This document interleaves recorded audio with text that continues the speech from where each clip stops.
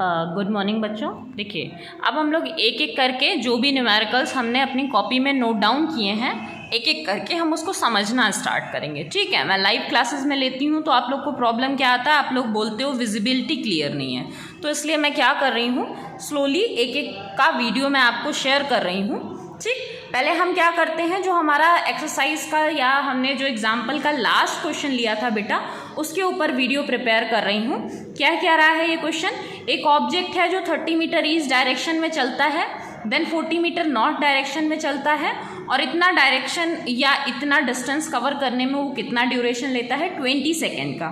Then हमसे पूछ क्या रहा है, उसकी टोटल स्पीड और नेट वेलोसिटी। तो सबसे पहले क्या कर लीजिए, हम लोग लिखने का अपना पूरा फॉर्मेट फॉलो करेंगे, सोल्यूशन लिखते हैं। देन जो भी हमें इंफॉर्मेशन प्रोवाइड की गई है बेटा, उसके अकॉर्डिंग अपन क्या करते हैं, डायग्राम फिगर कुछ हम ड्रॉ कर लेते हैं ताकि हम समझ सकें क्या क्या रहा है हमारा क्वेश्चन, कि 30 मीटर ईस्ट में हमारा ऑब्जेक्ट ट्रैवल कर रहा है। हम मान लेते हैं वो ऑब्जेक्ट कोई इंसान है। ठीक है, ऑब्जेक्ट का मतलब यहाँ सामान नहीं है, फिजिक्स में आप जितनी भी मूविंग बॉडी कंसीडर करेंगे वो सब ऑब्जेक्ट कंसीडर की जा सकती हैं। ठीक है, तो ये कोई पर्सन है जो पॉइंट ए से चलना शुरू करता है and it moves 30 metre towards east. 30 metre ये ईस्ट में चल रहा है। ठीक, ईस्ट इस साइड होती है, डायरेक्शन का आइडिया आपको होगा, इस हिसाब से हम चलें तो ये नॉर्थ होता है, ये साउथ होता है, इधर ईस्ट होता है, इस साइड में वेस्ट होता है। तो 30 मीटर ईस्ट चला पर्सन, सपोज करिए बी तक पहुंचा वो। देन बी से वो क्या कर रहा है बेटा, नॉर्थ डायरेक्शन यानी इस डायरेक्शन में मूव कर रहा है, और मूवमेंट कितना कर रहा है, 40 मीटर।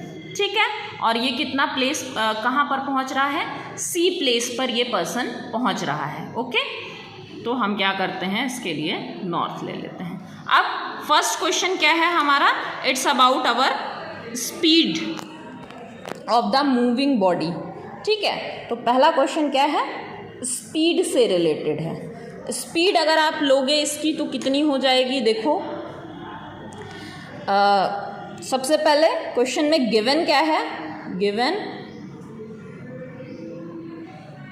टाइम। टाइम कितना गिवन है आपको, टाइम गिवन है 20 सेकेंड्स, है ना, तो हम 20 सेकेंड्स ले लेते हैं।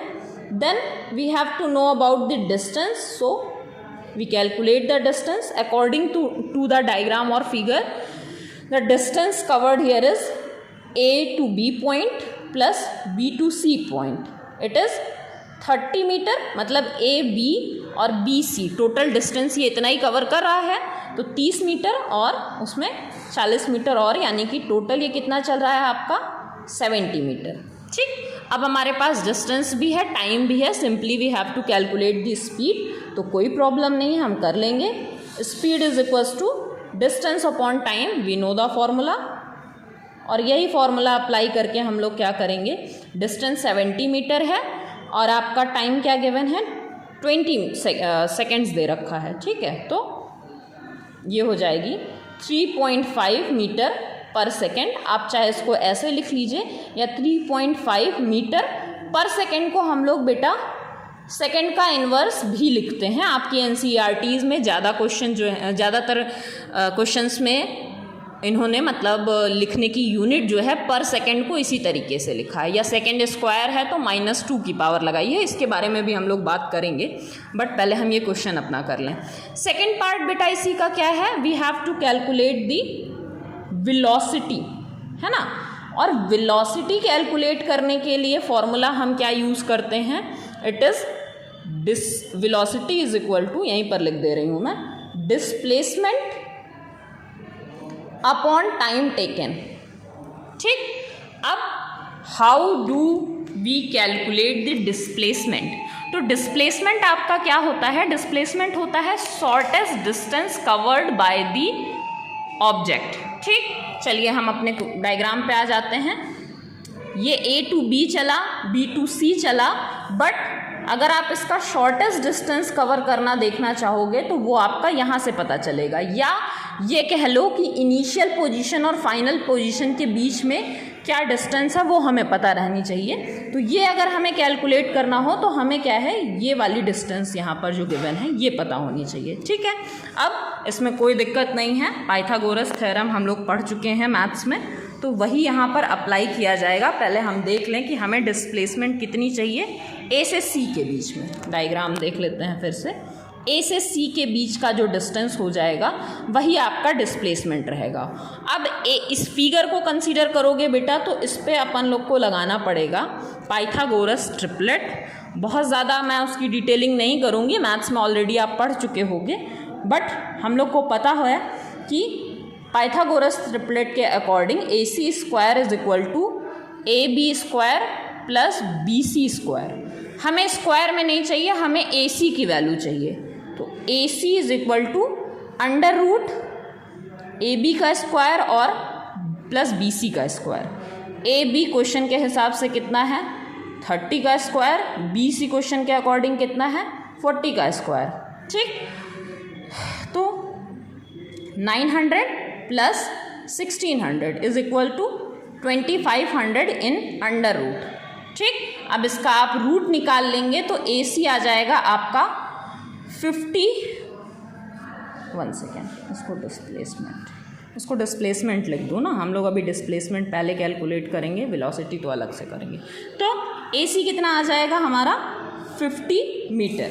ठीक, क्योंकि 2500 का आप स्क्वायर रूट निकालोगे तो 50 आएगा।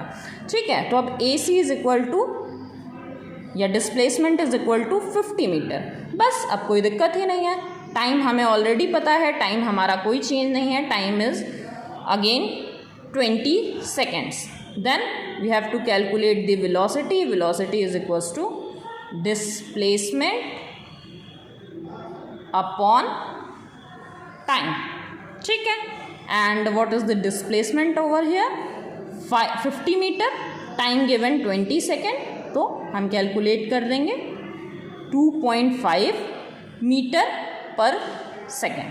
ठीक है, यानी इसकी स्पीड कितनी आ गई 3.5 मीटर पर सेकेंड। इसकी वेलोसिटी कैलकुलेट करेंगे हम लोग तो 2.5 मीटर पर सेकेंड, या इसी को आप लिख सकते हैं 2.5 मीटर सेकेंड का इनवर्स। ठीक, क्योंकि इट इज़ वेलोसिटी तो we can write direction also, या we have to write direction actually. तो हम लिख देते हैं टूवर्ड्स नॉर्थ ईस्ट।